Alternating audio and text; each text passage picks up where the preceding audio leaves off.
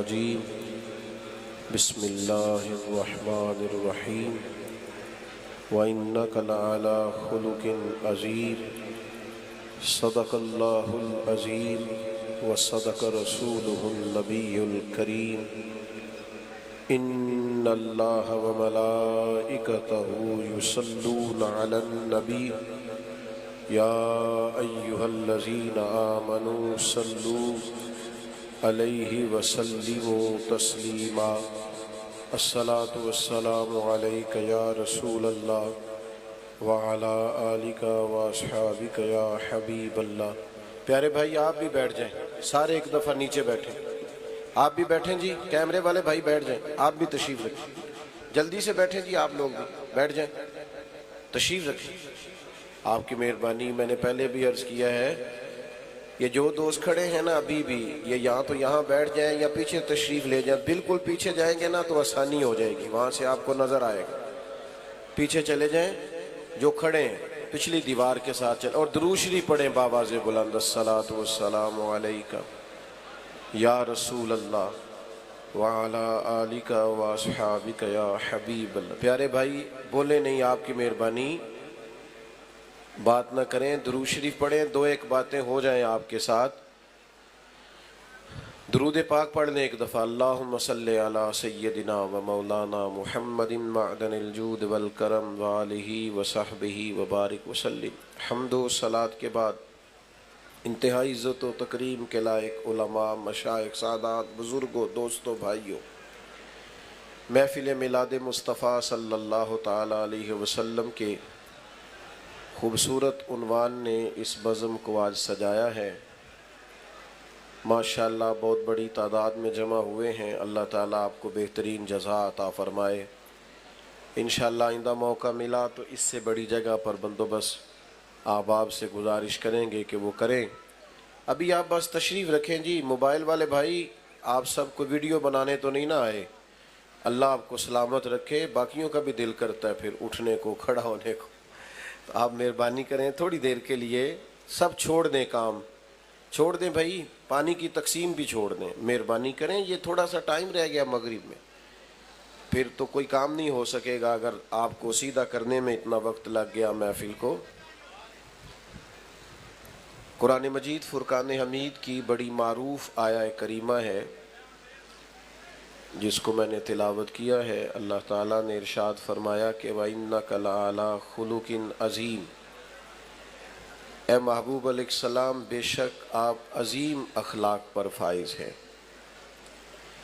اللہ تعالیٰ نے نبی پاک صلی اللہ تعالیٰ علیہ وسلم کو بڑے عالی شان، بڑے بلند اور بڑے عظیم اخلاق کے ساتھ دنیا میں مبعوث فرمایا،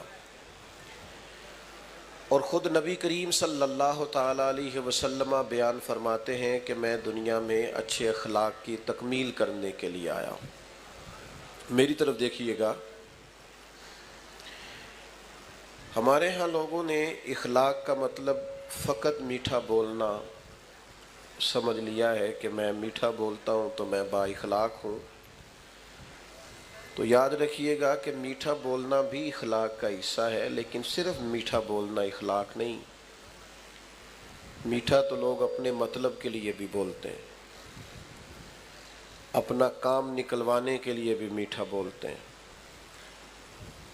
وقتی اور ضروری معاملات کے لیے بھی میٹھا بولتے ہیں۔ اصل اخلاق تو یہ ہے کہ آپ جب بھی بولیں سچ بولیں، آپ خوشامد سے بچیں، جھوٹ سے بچیں، بددیانتی سے بچیں۔ اکثر میں دوستوں کی خدمت میں ایک بات عرض کیا کرتا ہوں کہ ہمارے ہاں لوگوں نے سمجھ لیا ہے کہ 3 4 5 چیزیں صرف شاید سنت ہیں، میٹھا کھانا، مسواک کرنا، ٹخنوں کو رنگا رکھنا، امامہ باندھنا، یہ بڑی عظیم سنتیں ہیں، لیکن یاد رکھیے گا کہ حضور علیہ السلام کا جو سب سے پہلا تعارف لوگوں کو ہوا تھا، اور جس سے سب سے پہلے لوگوں نے حضور علیہ السلام کو جاننا شروع کیا تھا، وہ یہ تھا کہ یہ محبوب صادق ہیں اور امین ہیں، سچ بولتے ہیں اور دیانتدار ہیں۔ اخلاقی رویوں کا بہت بڑا فقدان ہوتا جا رہا ہے اور قحط پڑتا جا رہا ہے اخلاقیات کا۔ ہماری سوسائٹی آہستہ آہستہ اس طرح کی ہوتی جا رہی ہے کہ لوگوں کو صرف اپنے آپ سے غرض رہ گئی ہے، اپنے مفادات سے مطلب رہ گیا، اور باقی چیزوں سے لوگ آہستہ آہستہ نکلتے جا رہے ہیں۔ اچھی طرح سمجھ لیجئے گا کہ نبی پاک علیہ الصلاۃ والسلام نے بڑے عظیم ترین اخلاق کی طرف اپنی امت کی تربیت فرمائی۔ سب سے پہلی بات تو زندگی میں کبھی اپنا وقار نہ خراب ہونے دیں، کبھی جھوٹ نہیں بولیں۔ آپ کسی بڑے اچھے تاجر سے ملاقات کر کے دیکھ لیں، آپ اس سے پوچھیں گے کہ کتنی انویسٹمنٹ چاہیے اچھا کاروبار کرنے کے لیے، تو آپ کو بتائے گا کہ انویسٹمنٹ سے زیادہ اس بات کی ضرورت ہوتی ہے کہ لوگ آپ پر اعتبار کریں۔ جس بزنس مین کا مارکیٹ میں اعتبار ہوتا ہے، لوگوں کو پتہ ہوتا ہے کہ یہ سچ بولتا ہے، یہ دیانتدار ہے، اس کا کاروبار زیادہ اچھا چلتا ہے۔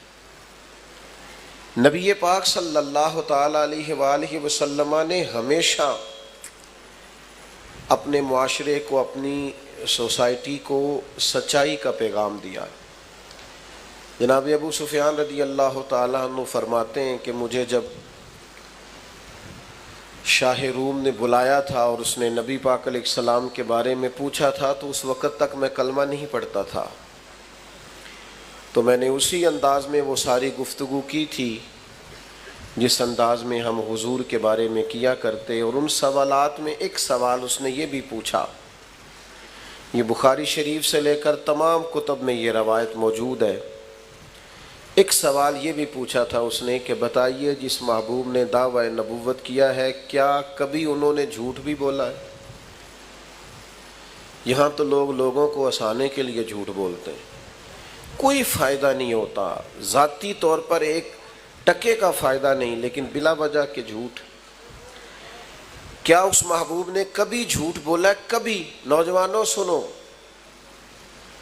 اعتبار جس آدمی کا اٹھ جائے، وہ جتنا مرضی بڑا آدمی بھی ہو، وہ سوسائٹی میں صفر پہ آ جاتا ہے۔ سچ بولو گے تو اعتبار قائم ہوگا، لوگ آپ کی عزت کریں گے، قدر کریں گے، لوگ آپ کو آپ تھوڑی باتیں کریں زندگی میں، لیکن صرف اتنی کریں جتنی باتوں پر پورا اترنا ہے، اس سے زیادہ ایک جملہ بھی نہیں بولیں۔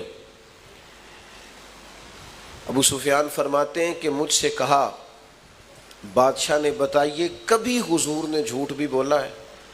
تو کہتے ہیں تھوڑی دیر کے لیے میں خاموش ہوا، اور پھر زبان حال سے گویا کہا کہ وہ رشتے میں میرے بھتیجے ہیں، مخالفت میری بڑی ہے، جنگوں میں میں ان کے مقابل سپہ سالار بن کے آتا ہوں، میں نے انہیں سیدہ آمنہ کی گود میں بھی دیکھا ہے، دادا کے کندھوں پر بھی دیکھا ہے، چچا کے گھر میں بھی دیکھا ہے، جناب ختیجہ کا دولہا بنے بھی دیکھا ہے، اور ان کی گود میں بیٹیوں کو کھیلتے بھی دیکھا ہے، اور ان کے مقدس بال میرے سامنے سفید ہوئے۔ مخالفت اپنی جگہ پر محبوب کی زبان سے جب بھی نکلتا ہے حق اور سچ ہی نکلتا ہے۔ میری بات کو اچھی طرح سمجھیے گا، اس بات پر جو تبصرہ کیا نا شاہ روم نے، وہ بڑا انوکھا ہے۔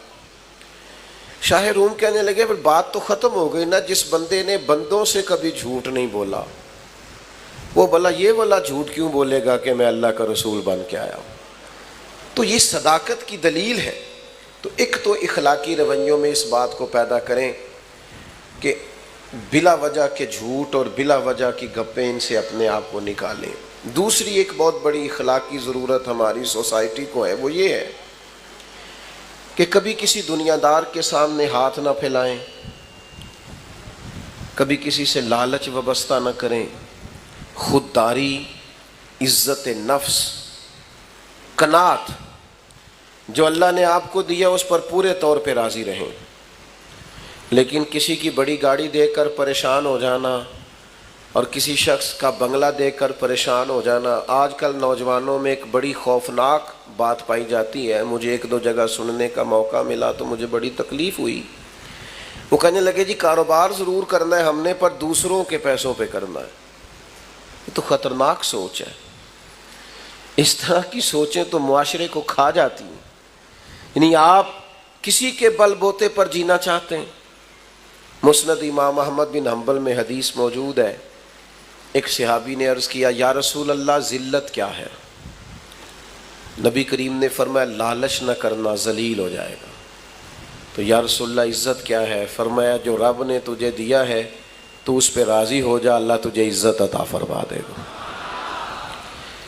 تو خودداری اپنی طبیعت میں پیدا کریں، عزت نفس پیدا کریں. یہ ہاتھ پھیلانا، یہ ڈھونڈتے پھرنا کہ کوئی امیر آدمی مجھ پر مہربان ہو جائے، یہ خوابیں دیکھنا کہ کوئی ایسا جیک لگ جائے کہ میں بھی آگے چلا جاؤں، اس سے قومیں بزدل ہو جاتی ہیں، باصلاحیت لوگ بھی بیکار ہو جاتے ہیں.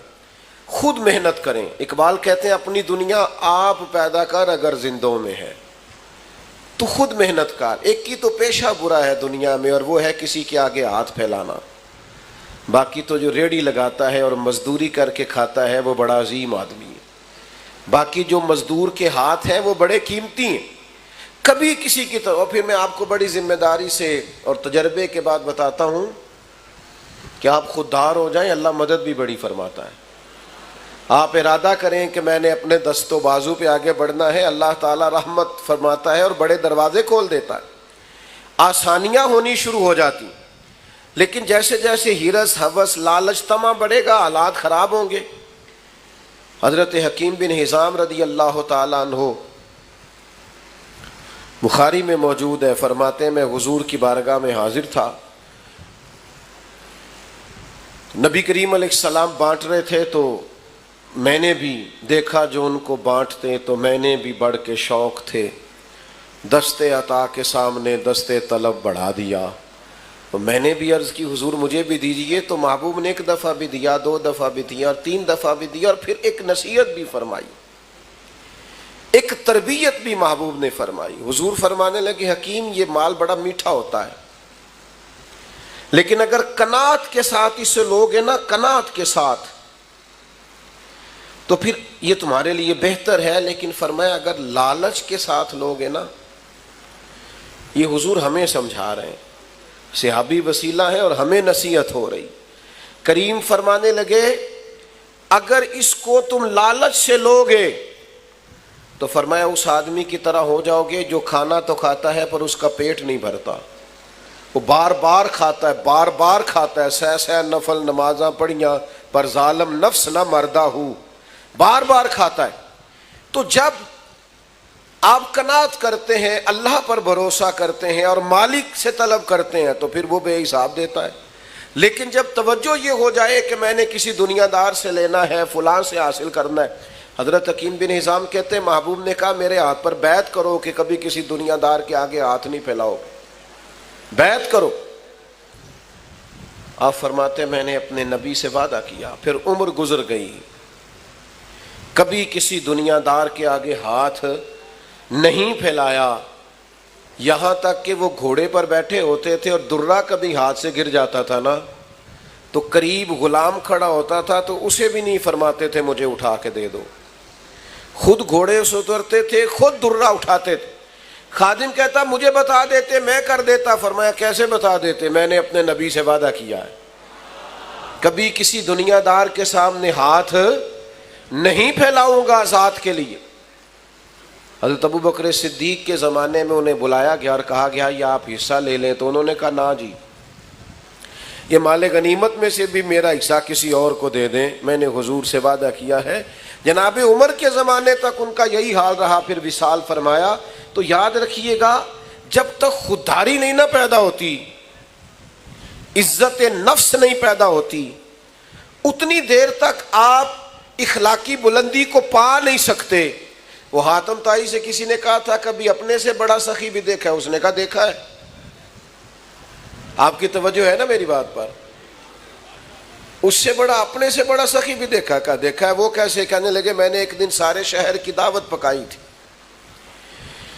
تو میں نے کہا دیکھوں ذرا سارے لوگ آ گئے کہ کوئی رہ گیا ہے. تو میں چہرے پہ نقاب ڈال کے گیا تو ایک بوڑھا آدمی جنگل میں لکڑیاں کاٹ رہا تھا. تو میں نے اسے کہا بزرگوں آپ کو دعوت نہیں ملی آج؟ حاتم طائی کے ہاں دعوت تھی. تو کہنے لگا ملی تھی. تو گئے کیوں نہیں؟ تو حاتم کہتے ہیں وہ مجھے کہنے لگا مجھے نا اپنے ہاتھوں کی کمائی کا چسکا لگ گیا ہے۔ کس کمائی کا؟ ہلکا سا بولیے گا، اپنے۔ اور نبی پاک علیہ السلام فرماتے ہیں سب سے بہترین کمائی وہ ہے جو بندہ اپنے دو ہاتھوں سے کر کے کھاتا ہے۔ مجھے اپنے ہاتھوں کی کمائی کا چسکا لگ گیا ہے۔ حاتم کہتے ہیں میں بڑا پریشان ہوا کہ کمال ہو گئی یار، مزدور ہو کر دعوت اتنی قیمتی اور یہ گیا نہیں۔ کہتے ہیں میں گھوڑے پہ بیٹھ کے واپس آنے لگا تو پیچھے سے مجھے آواز دی، کہنے لگا یہ 3 دینار میرے بھی لے جانا اور وہاں جو لنگر پکا رہا اسے دے دینا، حاتم تائی کو تو ضرورت نہیں، بڑے بڑے اچھے لوگوں نے دعوت پہ آنا ہے، چلو تھوڑا حصہ میرا بھی پڑ جائے گا۔ تو حاتم کہتے ہیں میں گھوڑے سے گر گیا نیچے اور میں نے کہا ادھر آ تیرے ہاتھ چوموں، میں حاتم تائی ہوں، میں تو امیر ہو کے سخی ہوں، تو غریب ہو کے بڑا سخی ہے۔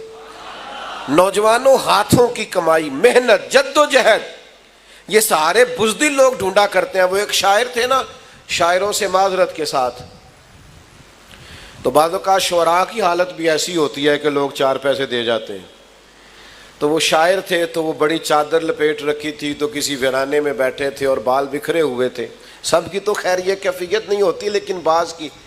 تو ایک شخص وہاں سے گزرا تو وہ 5 روپے پھینک گیا۔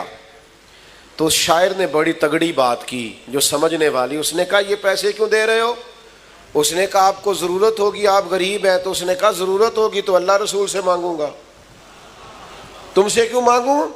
اس نے کہا آپ کو حاجت ہوگی، تو اس نے کہا یہ آرزو کرم اور میں آپ سے کروں، یہ آرزو کرم اور میں آپ سے کروں، یہ بھیک اس کو دیجیے جس کا خدا نہ ہو، میں کو لاوارث ہوں۔ دیکھیں نا، وہ آج بعض لوگ ایسے ہیں، بعض گروہ ایسے ہیں، بعض شعبہ ہے زندگی سے تعلق رکھنے والے لوگ ایسے ہیں جس کے بارے میں لوگوں کا خیال ہے کہ یہ آیا تو مجھے مفتی دینا پڑے گا، شاید یہ بندہ آیا تو مجھے بالکل پیسے نہیں دے گا۔ اعلیٰ حضرت بریلوی رحمۃ اللہ علیہ دکاندار کے پاس گئے سرسوں کا تیل لینے، تو آپ نے اسے بوتل تھمائی، کہا یہ تیل بھر دو، تو اس نے بوتل میں تیل بھرا تو فرمایا کتنے پیسے؟ کہنے لگا ویسے تو 5 آنے کی ہے، آپ ہمارے عالم ہیں، آپ 3 آنے دے دیں۔ تو فاضل بریلوی نے پورے ہی 5 دیے، فرمایا تو پورے رکھ، میں اپنا علم 2 آنے کا نہیں بیچا کرتا۔ کرو مدح اہل دول رضا، پڑے اس بلا میں میری بلا، میں گدا ہوں اپنے کریم کا، میرا دین پارائے نہ نہیں۔ میرے عزیز، خودداری، وقار، عزت نفس، یہ چھوڑ دیں ہر وقت اپنے آپ کو مسکین ظاہر کرنا، یہ چھوڑ دیں ہر وقت۔ وہ ایک جگہ پہ بٹ رہا تھا کچھ سامان راشن کا، تو میں وہاں سے گاڑی میں گزرا تو میں نے ان لوگوں کو دیکھا کہ وہ لڑ رہے تھے، تو میں نے ایک کو سائیڈ پہ کر کے پوچھا کہ ویسے آپ یہ راشن کتنے دن کھا لیں گے، آپ کا کیا خیال ہے؟ ویسے کتنے کو دن؟ 15 دن، 18 دن، چلے زور لگا لیں 1 مہینہ۔ تو جب ساری زندگی محنت سے کما کے کھانا ہے تو یہ رسوائی آپ نے کیوں کٹھی کر لی؟ یہ آپ کو عزت سے دیتے، نوازتے، وہ بات الگ تھی، یہ کیا رنگ آپ نے اختیار کر لی؟ نوجوانوں، جینا سیکھو یار، محنت کرنی سیکھو، مشقت کرنا سیکھو۔ میرے نبی پاک علیہ السلام نے اپنی امت کو محنت کا رستہ دکھایا ہے، مشقت کی راہ دکھائی ہے۔ یہ سنو، یہ سیاستہ میں حدیث ہے، ایک نوجوان نے آ کے عرض کیا تھا یا رسول اللہ کچھ دیجئے، تو نبی کریم نے فرمایا تیرے پاس کچھ نہیں؟ اس نے کہا یا رسول اللہ میرے گھر میں 1 کمبل اور 1 پیالہ ہے۔ اتنی بڑی تعداد میں آپ لوگ یہاں موجود ہیں، میں اگر پوچھوں نا آپ سے کہ کوئی اتنا غریب ہے جس کے گھر میں 1 ہی کمبل اور 1 ہی پیالہ ہو تو نہیں ملے گا اس مجمع میں، صرف 1 پیالہ اور 1 کمبل۔ یہ دیکھیں، یہ اس کی راس ہے، انویسٹمنٹ ہے۔ حضور نے فرمایا لے کے آ، وہ لے کے آئے۔ اللہ کے رسول صلی اللہ تعالی علیہ وسلم نے بولی لگا دی، کون خریدے گا؟ ایک صحابی نے کہا 1 دینار میں خریدوں گا، ایک نے کہا 2 دینار میں۔ حضور نے 2 دینار میں بیچ دیا۔ فرمایا جا 1 دینار کا کھانا لے جا گھر اور 1 دینار کا کلاڑا خرید کے لا۔ وہ کلاڑا خرید کے لایا تو تھا بڑا نصیبوں والا۔ فرماتے ہیں نصیب دیکھو، اس کلاڑے کے اندر دستہ نبی پاک نے اپنے دستے مبارک سے لگایا۔ فرمایا جا جا کے جنگل سے لکڑیاں کاٹ، کھا بھی اور کھلا بھی، پہن بھی اور پہنا بھی، اور 15 دن مجھے اس طرح نظر نہ آنا، یعنی فرض نماز کے علاوہ ملاقات نہ کرنا، محنت کر، نکل میدان میں، اٹھ باندھ کمر، کیوں ڈرتا ہے؟ پھر دیکھ خدا کیا کرتا ہے۔ ہمت کریں، جدوجہد کریں، جب آپ ایک قدم اٹھاتے ہیں تو اللہ کی مدد مل جاتی ہے۔ صحابہ فرماتے ہیں وہ 15 دنوں کے بعد آیا نوجوان، تو حضور نے پوچھا اب کیا حال ہے؟ کہنے لگا یا رسول اللہ پہلے ایک پیالہ تھا، اب سارے گھر کے برتن بن گئے۔ حضور پہلے ایک بستر تھا، اب سارے گھر کے بستر بن گئے۔ تو نبی پاک نے محنت کی طرف لگایا۔ ہمارے نوجوان نا بیچارے وہ ساری زندگی سوچتے رہتے ہیں میری کبھی وہ یو کے والی خالہ مہربان ہو جائے نا، وہ میرا امریکہ والا ماموں مہربانی کرے، تو آپ پریشان نہ ہو، ماموں کو بھی پتہ ہے آپ کی توجہ اس طرف ہے، ان سے بھی کوئی ہاتھ ملاتا ہے تو انہیں یوں ہی لگتا ہے کہ شاید اس کو بھی مجھ سے لالچ ہے، اس کو بھی وہ بھی بیچارے الجھے ہوئے ہیں۔ ان چکروں سے باہر کیوں نہ آئے؟ آپ کو پتہ ہے زندگی میں خوش کون ہوتا ہے؟ جو اپنے نصیب سے خوش ہو جاتا ہے، جو خود سے محنت کرتا ہے، جو خود سے جدوجہد کرتا ہے۔ سارے ڈھونڈتے پھرنا، گردن کو جھکا دیتا ہے خیرات کا پتھر، اور جہاں میں مانگنے والوں کے سر کبھی اونچے نہیں ہوتے۔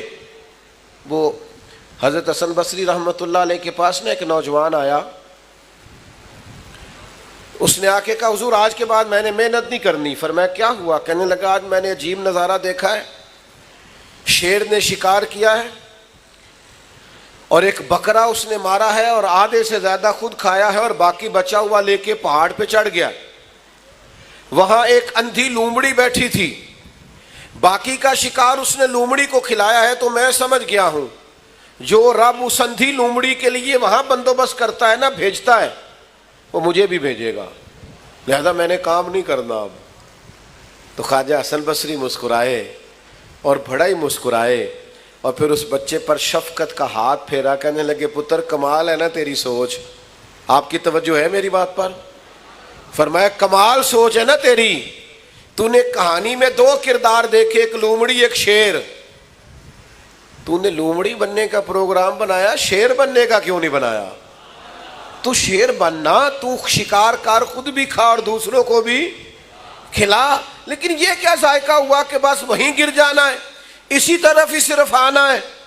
ایک تو سچ بولیں، خوددار بنے، اور تیسرا حضور نے ہمیں جو اخلاق سکھایا ہے نا وہ یہ ہے کہ سوچ چھوٹی نہیں رکھنی، کبھی بھی سوچیں بڑی ہونی چاہیے، دائروں میں بند نہ ہو۔ نبی پاک صلی اللہ تعالی علیہ وسلم مخلوق کے رسول بن کے آئے ہیں۔ حضور جب بھی بات کرتے تھے عالمی کرتے تھے، نبی کریم جب بھی سوچیں دیتے تھے قومی اور ملی دیتے تھے۔ ہمارا مسئلہ یہ ہے کہ ہماری سوچیں ذاتی ہیں، قومی نہیں، ملی نہیں، عالمی نہیں۔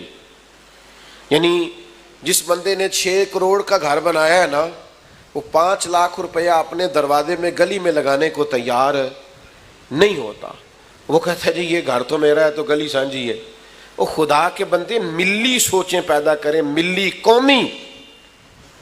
بزرگ فرمایا کرتے کہ پڑوسیوں کی آگ کسی وقت اس لیے بھی بجھا دینی چاہیے کہ اگر ان کی نہ بجھائی تو ہمارے گھر بھی آ سکتی۔ آپ دوسروں کا بھلا اس نیت سے کر دیں کہ سوسائٹی میں سکون پیدا ہو، معاشرے میں امن قائم ہوگا۔ ہم کیا کرتے ہیں؟ ہماری سوچیں بڑی ذاتی ہیں اور چھوٹی ہیں، معاف کیجئے گا۔ جب تک سوچیں بڑی نہیں ہوتی، ملی نہیں ہوتی، قومی نہیں ہوتی۔ حضور جب بھی بات کرتے تھے مضبوط بات کرتے تھے، جب بھی بات کرتے بڑی بات کرتے۔ حضور صحابہ کو جب سوچیں دیتے تو بڑی دیتے، امت کو جب پیغام دیتے تو بڑی دیتے۔ حضور دنیا میں پھیلنے کی بات کرتے۔ نبی پاک صلی اللہ تعالی علیہ وسلم ایک سفر سے واپس آئے تو آثار سفر تھے حضور کے وجود نور پر۔ ہم لوگ سفر کرتے رہتے ہیں، میرے جیسے لوگ جو صبح کسی شہر میں ہوتے ہیں، دوپہر کسی شہر میں ہوتے ہیں، یہ جس محبت سے آپ لوگ آئے ہیں نا، تو میں جنوبی پنجاب کی طرف نکلا ہوا تھا ایک دفعہ، تو مجھ سے ایک دوست نے پوچھا کہ یہ ضلع آپ کا ہے؟ میں نے کہا نہیں۔ کہنے لگے کون سا؟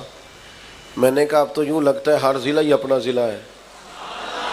عدم سے لائی ہے ہستی میں آرزو رسول، اور کہاں کہاں لیے پھرتی ہے جستجو رسول۔ تو لگتا ہے ہر ضلع ہی اپنا ہے۔ اس طرح محبت سے والہانہ انداز میں محبوب کے غلام نوازتے ہیں، اللہ تعالی ہمارے حال پہ رحم کرے اور ہماری خطاؤں کو معاف کریں۔ جو عرض کرنا چاہتا ہوں اس پر غور فرمائیے گا، سمجھیے گا اس بات کو کہ سفر کرتا ہے نا بندہ تو سفر کی ایک اپنی تھکان ہوتی، اس کی ایک اپنی، آپ 1 گھنٹے کا سفر کر کے گھر لوٹ آئے تو تھوڑی دیر آرام کرنے کو جی چاہتا ہے، سفر ہوتا ہے۔ تو محبوب کئی دنوں کے سفر سے واپس آئے تو آثار سفر تھے میرے کریم محبوب کی طبیعت پر۔ سیدہ طیبہ طاہرہ مخدومہ کائنات حضرت سیدہ پاک رضی اللہ تعالیٰ عنہ، حضور جب کہیں جاتے تھے تو سب سے آخر میں سیدہ فاطمہ کے ہاں تشریف لے جاتے، واپس آتے تو سب سے پہلے سیدہ کے ہاں تشریف لے کے آتے۔ تو حضور سب سے پہلے چونکہ ان کے کاشانہ نور میں گئے تو نبی کریم صلی اللہ تعالیٰ علیہ وآلہ وسلم پہنچے تو وہ سفر کے آثار اور بظاہر تھکاوٹ دیکھ کے نا تو حضرت فاطمہ رضی اللہ تعالیٰ عنہ تھوڑی سی پریشان ہوئی اور رونے لگی اور عرض گزار ہوئی، یا رسول اللہ صلی اللہ علیہ وسلم آپ کتنی مشقت اٹھاتے ہیں دین کے لیے، کتنی جد و جہد کرتے ہیں۔ اچھا ہمارے بچے ہمارا کو دکھ بیان کرے نا، ہمارے بچے تو ہم کہتے ہیں پتر تینوں تو ایک گل دا پتہ ہے، میرے کو تو ایدو وڈیاں وڈیاں داستانہ نے، میں تو بڑا دکھی ہوں۔ وہ میں اکثر کہا کرتا ہوں اپنے گھر والوں سے کہ میں گھر میں آتا ہوں تو میں یہ نہیں چاہتا میں تھکا ماندہ آؤں اور برے حال سے آؤں اور میرے بچے کہیں کہ ہم نے وہ کام نہیں کرنا جو ہمارا ابا کرتا ہے، یہ بڑی مشکل میں ہے۔ ہم خوش گھر میں جائیں تاکہ ہمارے بچے کہیں کمال ہے، ہمیں بھی یہی فیلڈ اختیار کرنی چاہیے۔ ہم کچھ ایسے رویے بناتے ہیں جن سے آنے والی نسل پھر پوری طور پر استفادہ نہیں کر پاتی۔ نبی کریم صلی اللہ تعالیٰ علیہ وسلم کا انداز دیکھیے، جب سیدہ پاک رضی اللہ تعالیٰ عنہ نے عرض کیا نا یا رسول اللہ آپ کتنی مشقت اٹھاتے ہیں، پتہ ہے حضور نے کیا فرمایا؟ نوجوانوں غور کرنا، کریم فرمانے لگے فاطمہ آپ کے والد کو اللہ نے بڑے مقاصد کے لیے دنیا میں مبعوث فرمایا، ہم بڑے مقاصد لے کے دنیا میں آئے ہیں، بڑے۔ فرمایا کوئی گھر گچا بچے گا نہ پکا بچے گا، نہ کوئی جھونپڑی بچے گی جہاں اللہ ہمارے دین کے پیغام کو پہنچا نہیں دے گا۔ ہم بڑے مقاصد کے ساتھ دنیا میں آئے اور بڑے کام کر کے جانا ہے۔ حضرت عمر ایک دفعہ حضور کو دیکھ کر کے موٹے بان کی چارپائی پہ آرام فرما ہے اور پشت مبارک پر بان کے نشان ہے تو جناب عمر رو پڑے، تو اس وقت بھی حضور نے ایک سوچ دی، فرمایا عمر تو پسند نہیں کرتے کہ کیسر و کسرا دنیا میں تھوڑی آسانی اٹھائیں اور آخرت میں رسوا ہو جائیں، اور ہم آخرت میں دنیا میں تھوڑی مشقت کریں اور آخرت کی ساری عزتیں اللہ ہمیں ہی عطا فرما دے۔ سوچوں کو بڑا کرنا پڑے گا، وسیع کرنا پڑے گا۔ آج کل تو ایسی ہوا چلی ہے کہ ہر شخص سوچتا ہے تمام شہر جلے بس ایک میرا گھر نہ جلے، یہ سوچ ٹھیک نہیں ہے۔ آپ ملی اور قومی سوچیں پیدا کریں۔ چونکہ وقت کے دامن میں اتنی گنجائش نہیں ہے کہ میں بات کو مزید طویل کروں، ایک بات میری آپ نے محبت سے سننی ہے، پھر ہم دعا کی طرف بڑھیں گے۔ ایک بہت بڑا اخلاق یہ ہے ہمارا کہ تھوڑا سا نا دوسروں کے بارے میں بھی سوچنا شروع کریں۔ دیکھو وہ وجود کسی کام کا نہیں ہوتا جو نفع بخش نہ ہو، وہ علم کسی کام کا نہیں ہوتا جو نفع بخش نہ ہو۔ جب تک آپ دوسروں کا فائدہ نہیں سوچتے، یعنی حضور علیہ السلام کے جملوں کا حسن دیکھیے، فرمایا میرا مومن ہی وہ ہے جو اپنے لیے پسند کرے وہی اپنے بھائی کے لیے بھی پسند کرے۔ آپ کی سوچوں میں آپ اس حدیث پر عمل کریں، پورے ملک میں کبھی کوئی ملاوٹ نہیں کرے گا، کبھی کوئی دھوکہ نہیں دے گا، کبھی کوئی فراڈ نہیں کرے گا۔ ہمارے اسا فرمایا کرتے مدرسہ اس طرح کا بنانا کہ تمہارا اپنا بچہ بھی اس میں پڑھ سکے، کھانا اس طرح کا پکانا وہاں کہ تمہارا اپنا بچہ بھی اس طرح سے کھا سکے، ماحول ایسا بنانا کہ جو کم از کم تم خود سمجھو کہ یہاں ہماری اپنی اولادیں بھی یہاں وقت گزار سکتی ہیں۔ میرے عزیزوں کوشش کریں تھوڑا تھوڑا دوسروں کا فائدہ کرنے کی، اور اس طرح فائدہ کرنے کی کہ پھر کسی کو پتہ نہ ہو ہمارا فائدہ کون کر رہا ہے، پھر نفع نہ ہو، یعنی نیکیوں کا رشتہ رب رسول کے ساتھ ہو، چھپی ہوئی نیکیاں ہو، کسی کو خبر نہ ہو۔ جب آپ اس طرح سے نیکی کا مزاج اور رواج پیدا کریں گے تو آپ محسوس کریں گے کہ برکت ہونے لگی ہے۔ 4 باتیں آپ کی خدمت میں عرض کی ہیں، جھوٹ اپنی زندگی سے مکمل نکال دیں، اور آج سے کوشش کریں، یہ نکل جاتا ہے۔ آپ اپنی زبان کو ذرا محتاط کریں، تھوڑی باتیں کرنی شروع کریں، آپ خود وزادار ہو جائیں گے بہت زیادہ۔ دوسرا، لوگوں سے لالچ چھوڑ دیں، کچھ بھی نہیں دیتے دنیا دار، نقصان ہی ہوتا ہے، طبیعت میں بے چینی اور بے قراری پیدا ہوتی ہے۔ تیسری گزارش آپ کی خدمت میں یہ کی ہے، سوچوں کو بڑا کریں، یہ حضور نے ہمیں سکھایا ہے، وسیع الظرف بنیں، دل کو کشادہ کریں۔ سلطان صاحب کہتے ہیں دل دریا سمندروں ڈونگے، کون دلاں دیاں جانے، اور ایک جگہ یوں بھی کہتے ہیں کہ 14 تبہ کی دلے دے اندر اسی تمبو وانگو تانے۔ تو چوتھی اور آخری گزارش آپ کی خدمت میں نے یہ عرض کی ہے کہ کوشش کریں کہ دوسروں کا ہم سے کوئی نہ کوئی فائدہ ہو جائے۔ یہ 4 باتیں حضور کے اخلاق سے اپنے پلو سے باندھیے گا۔ جن دوستوں کو تکلیف ہوئی، جگہ نہ مل سکی، اندر نہ آ سکے، ان سے معذرت چاہتے ہیں۔ اللہ کرے گا تو انشاءاللہ کبھی وسیع پروگرام بھی دوبارہ کسی وقت طے پائے گا۔ اللہ تعالی ہماری حاضری قبول کرے۔ سلام کے لیے کھڑے ہوں گے اور پیچھے سے نہ دوست نکلنا شروع ہو جائیں تاکہ دوستوں کے لیے آسانی ہو جائے، دعا ساتھ ساتھ مانگتے جائیں۔ ادھر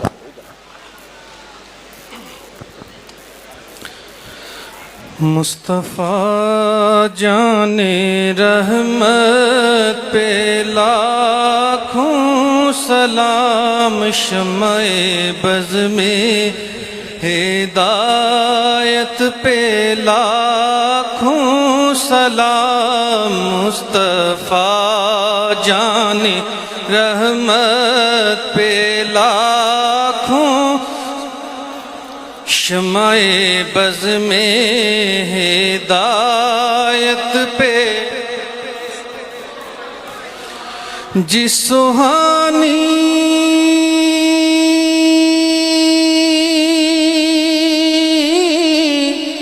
گھڑی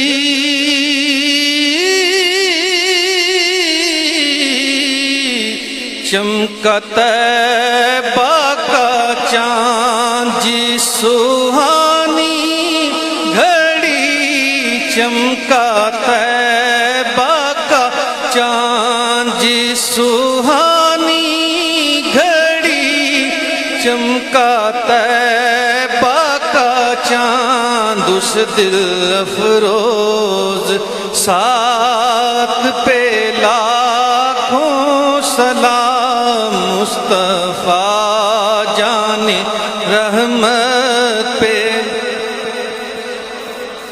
السلام خدا کے پیارے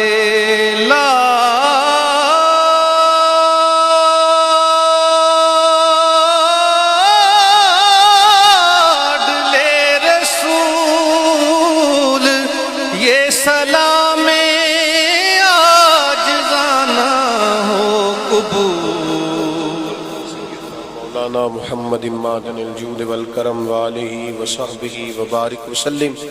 ربنا آتنا فی الدنیا حسنۃ وفی الآخرۃ حسنۃ وقنا عذاب النار۔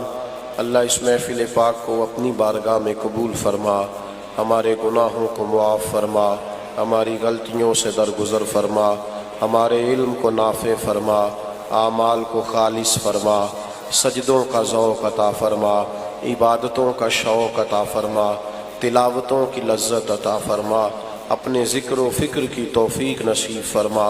مالک بیماروں کو شفا عطا فرما، مقروضوں کو قرض کے بوجھ سے رہائی نصیب فرما، پریشان حالوں کی پریشانیاں دور فرما، بے اولادوں کو صاحب اولاد فرما۔ کریم اللہ عالم اسلام کے حق میں رحمت والے فیصلے فرما، فلسطین کے مجبور مسلمانوں کی مدد فرما۔ کریم اللہ پاکستان کے جو علاقے سیلاب کی زد میں ہیں، غیبی خزانوں سے مدد فرما۔ ہمارے ان بھائیوں نے بڑی خوبصورت محفل سجائی ہے، ان کو بہترین جزا عطا فرما، ان کے والد گرامی کی کامل بخشش فرما، اپنا فضل اور کرم ہم سب کے شامل حال فرما۔ رب اغفر وارحم وانت خیر الراحمین۔ وصلی اللہ تعالی علی حبیبہ سیدنا و مولانا